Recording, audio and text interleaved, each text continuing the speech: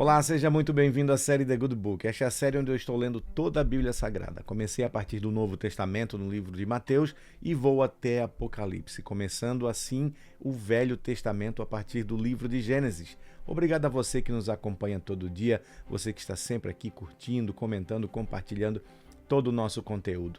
A você que é novo, eu te peço, inscreva-se no canal, ative as notificações e fique por dentro de tudo que nós compartilhamos aqui para você.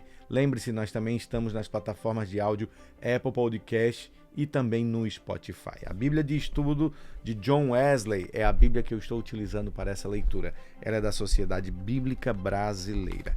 Abra comigo, capítulo de número 13 do livro de Atos. Nós lemos no capítulo de número 12, Herodes persegue Tiago e Pedro, Pedro é libertado e a morte de Herodes. Vamos começar o capítulo de número 13 com Barnabé e Saulo, a primeira viagem missionária.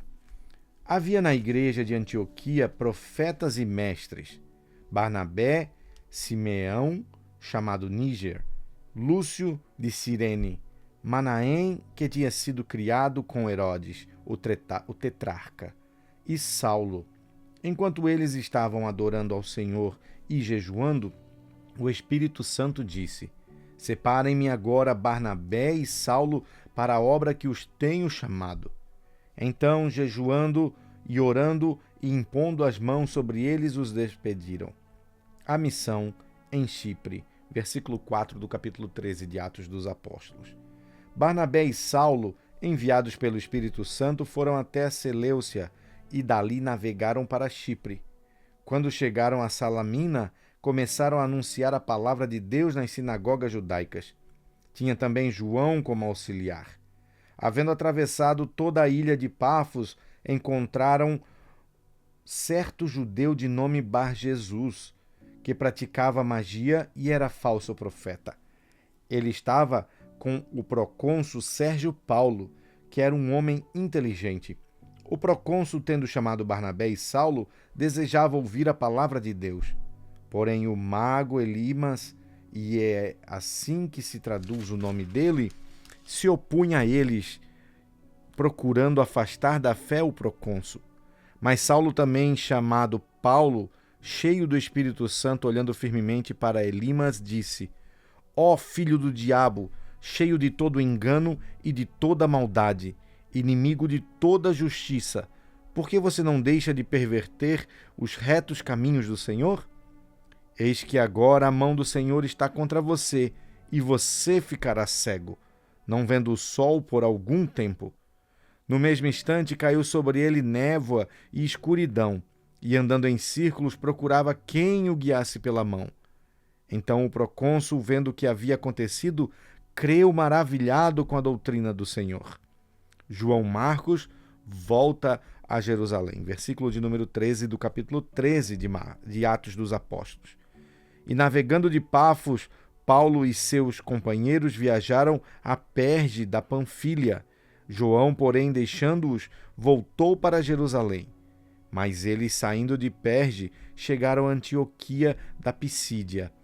No sábado, entraram na sinagoga e sentaram-se. Depois da leitura da lei e dos profetas, os chefes da sinagoga mandaram-lhe dizer-lhes: Irmãos, se vocês têm alguma palavra de consolo para o povo, falem. O testemunho de Paulo em Antioquia. Paulo, levantando-se e fazendo com a mão sinal de silêncio, disse: Israelitas e todos vocês que temem a Deus, escutem. O Deus do povo de Israel escolheu os nossos pais e exaltou o povo durante a sua peregrinação na terra do Egito, de onde os tirou com um braço poderoso. Suportou os maus costumes do povo durante uns 40 anos no deserto, e havendo destruído 7 nações em Canaã, deu essas terras como herança ao seu povo. Tudo isso levou cerca de 450 anos. Depois disso, lhes deu juízes até o profeta Samuel. Então eles pediram um rei, e Deus lhes deu Saul, filho de Quis, da tribo de Benjamim, e isto durante 40 anos.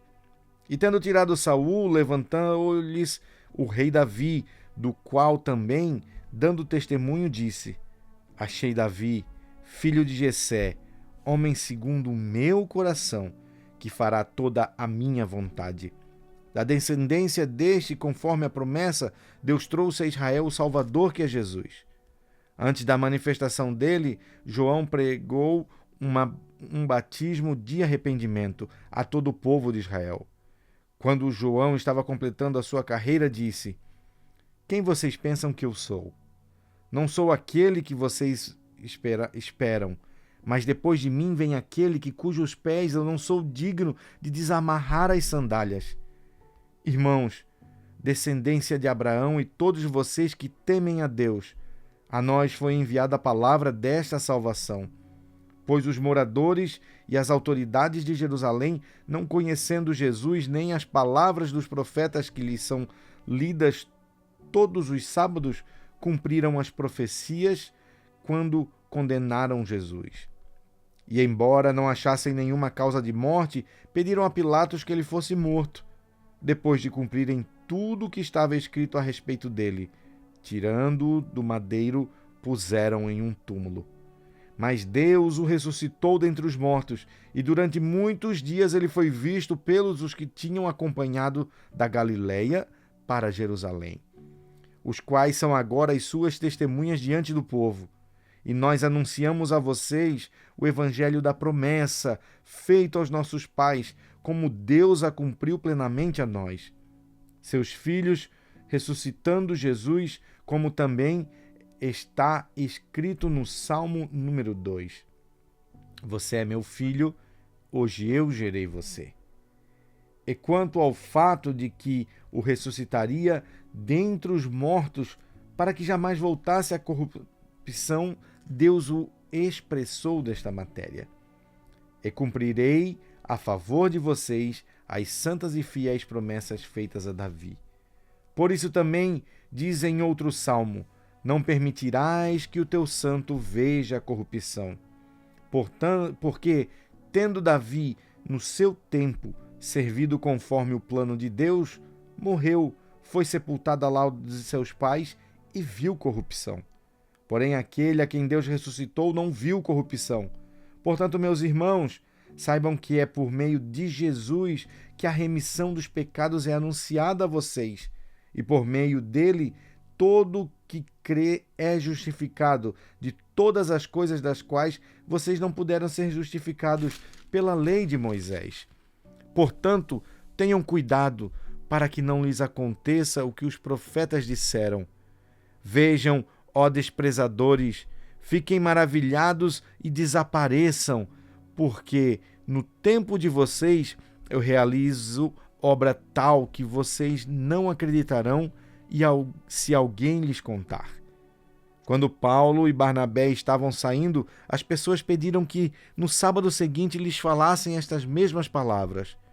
Terminada a reunião na sinagoga, muitos dos judeus e dos prosélitos piedosos seguiram Paulo e Barnabé, e estes, falando com eles, os persuadiram a continuar firmes na graça de Deus.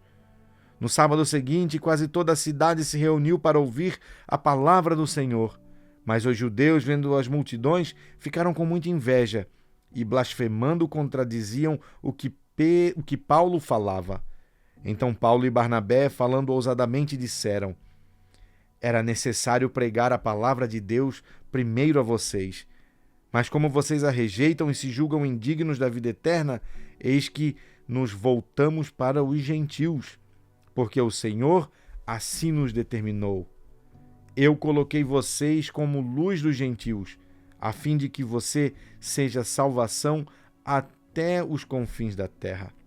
Os gentios, ouvindo isto, se alegravam e glorificavam a palavra do Senhor, e creram todos os que haviam sido destinados para a vida eterna. E a palavra do Senhor se espalhou por toda aquela região. Mas os judeus instigavam as mulheres piedosas de alta posição e os principais da cidade a levantarem perseguição contra Paulo e Barnabé, expulsando-os do seu território. E estes, sacudindo contra eles o pó dos pés, foram para Icônio. Os discípulos, porém, estavam cheios de alegria e do Espírito Santo.